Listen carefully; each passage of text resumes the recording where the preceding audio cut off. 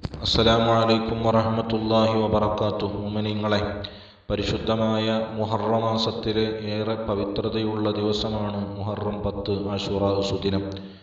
മുഹറം 9 മഗ്രിബോടുകൂടെ കയറി വരുന്ന രാവ് ആശൂറാന്റെ രാവാണ്. നാം ചെയ്യേണ്ട പ്രധാനപ്പെട്ട കർമ്മങ്ങളാണ് ഈ സന്ദേശത്തിൽ ഓർമ്മപ്പെടുത്തുന്നത്. അതിലൊന്ന് ആ രാവിനെ ഹയാത്താക്കുക എന്നതാണ്. അത് വലിയ നേട്ടങ്ങൾ ഉണ്ടാക്കുന്ന കാര്യമാണ്. അതിനുവേണ്ടി നമുക്ക് ചെയ്യാൻ പറ്റുന്ന ഒരു നന്മയാണ് ആ ദിവസത്തെ മഗ്രിബും ഇശാവും സുബഹിയുമൊക്കെ ജമാഅത്തായി തന്നെ നിർവഹിക്കാൻ വേണ്ടി ശ്രമിക്കുക എന്നത്. കാരണം അങ്ങനെ നിർവഹിക്കുന്ന ആളുകൾക്ക് രാത്രി മുഴുവനും നിന്ന് നിസ്കരിച്ചവൻ്റെ പ്രതിഫലം ലഭിക്കുമെന്ന് മഹത്തുക്കൾ നമ്മെ പഠിപ്പിക്കുന്നുണ്ട്.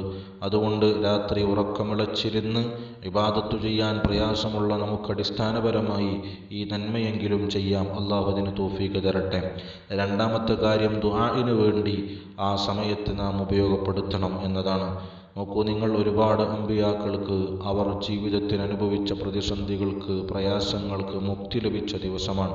അതുകൊണ്ട് ജീവിതത്തിലെ ദുരിതങ്ങൾക്ക്, രോഗങ്ങൾക്ക്, പ്രയാസങ്ങൾക്കൊക്കെ മോചനം ആഗ്രഹിച്ചുകൊണ്ട് ഈ വിമോചന നാളിൽ ദുആ ഇരക്കാൻ വേണ്ടി നാം സമയം കണ്ടെത്തണമെന്ന് ഓർമ്മപ്പെടുത്തുന്നു.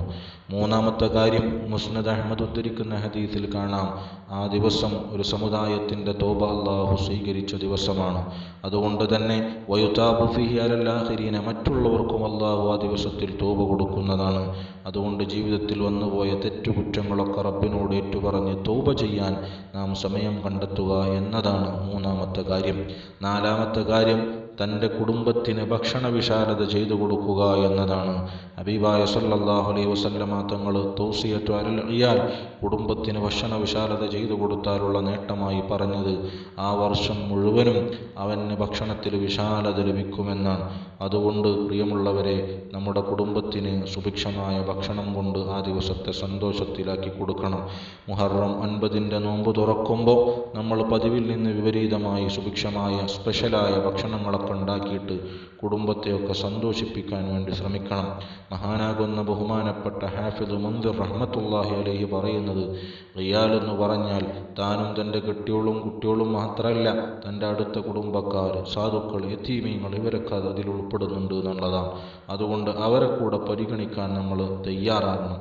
നല്ല ഭക്ഷണം വെച്ചുകൊണ്ട് അവരെ സൽക്കരിക്കുകയോ അതല്ലെങ്കിൽ ഉണ്ടാക്കിയ ഭക്ഷണം അവർക്ക് എത്തിച്ചു കൊടുക്കുകയോ അതുമല്ലെങ്കിൽ അവർക്ക് അവരുടെ വീടുകളിൽ ഭക്ഷണ വിശാലത ഉണ്ടാകാൻ വേണ്ടി എന്തെങ്കിലുമൊക്കെ മാംസം വാങ്ങുന്നതിനോ മറ്റോ ഒക്കെ എന്തെങ്കിലും സഹായം ചെയ്തു കൊടുക്കുകയോ ചെയ്യാൻ നമ്മളൊക്കെ തയ്യാറാകണമെന്ന് പ്രത്യേകം ഓർമ്മപ്പെടുത്തുകയാണ്. അഞ്ചാമത്തെ കാര്യം, പിറ്റേന്നത്തെ പകൽ അഥവാ മുഹറം 10 പകലിൽ നോമ്പ് നോൽക്കുക എന്നതാണ്. അത് പ്രത്യേകം സുന്നത്തുള്ളതാണ്. ഒരു വർഷത്തെ ചെറുദോഷങ്ങൾ, പാപങ്ങളൊക്കെ അല്ലാഹു പുറത്തു തരുന്ന കാര്യമാണ്. നോക്കൂ നിങ്ങൾ, ആ നോമ്പിന് നമുക്ക് വിവിധങ്ങളാകുന്ന നിയ്യത്തുകൾ വെക്കാം. മുഹറത്തിലെ സുന്നത്ത് നോമ്പ്, ആശൂറാൻ്റെ സുന്നത്ത് നോമ്പ്. ഇനി വ്യാഴാഴ്ചയോ തിങ്കളാഴ്ചയോ ഒക്കെയാണ് മുഹറം 10 വരുന്നതെങ്കിൽ അത് ആ ദിവസങ്ങളിലൊക്കെ നോമ്പൊലിക്കൽ സുന്നത്താണല്ലോ. അതുകൊണ്ട് വ്യാഴാഴ്ചയിലെ തിങ്കളാഴ്ചയിലെ സുന്നത്ത് നോമ്പ് എന്നൊക്കെ കരുതാം. അങ്ങനെയാണ് മുഹറം 10 വ്യാഴാഴ്ചയോ തിങ്കളാഴ്ചയോ ആണ് വരുന്നതെങ്കിലാണ് അങ്ങനെ നിയ്യത്ത് കരുതേണ്ടത്. അതല്ലെങ്കിൽ ഇനി റമദാനിൽ നമുക്ക് ഖളാ ഉള്ള നോമ്പുണ്ടെങ്കിൽ ആ ഖളാ വിട്ടാനും ഈ അവസരം നമുക്ക് ഉപയോഗപ്പെടുത്താവുന്നതാണ്. അത് നാം ശ്രദ്ധിക്കുക എന്നതാണ്. അഞ്ചാമതായി ഓർമ്മപ്പെടുത്താനുള്ള കാര്യം, പകലിൽ നോമ്പ് നോൽക്കുക എന്നതാണ്. അതോടൊപ്പം തന്നെ ആറാമതായി ഓർമ്മപ്പെടുത്തുന്നത്, ഈ ദിവസത്തിൽ ചൊല്ലേണ്ട വിവിധങ്ങളാകുന്ന ദിക്റുകളും കാര്യങ്ങളൊക്കെ ഉണ്ട്.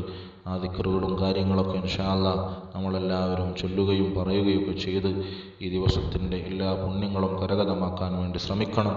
അല്ലാഹു സുബ്ഹാനഹു വ തആല ഈ ദിവസങ്ങൾ, അല്ലാഹു മഹത്വപ്പെടുത്തിയ ദിവസങ്ങളെ നാം ബഹുമാനിക്കുന്നത് കാരണമായി നമ്മുടെ ദുനിയാവും ആഖിറവും അല്ലാഹു വിജയത്തിലും റാഹത്തിലും സന്തോഷത്തിലും ആക്കി തരട്ടെ.